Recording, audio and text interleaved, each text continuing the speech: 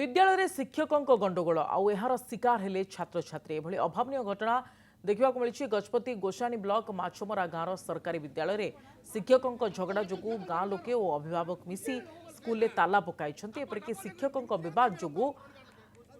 एक पेड़ माँ के नाम कार्यक्रम बंद रही स्कूल गत 2 मास है शिक्षकों मध्य द्वंद्व लगी रही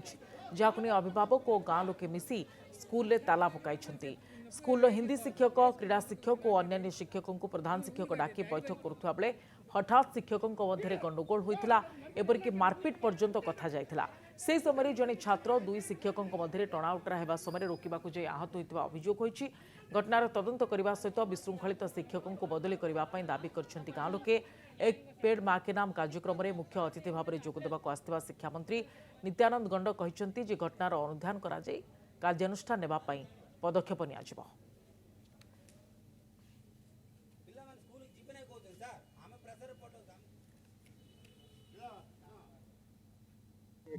अनुधान करूँ आ परवर्ती समय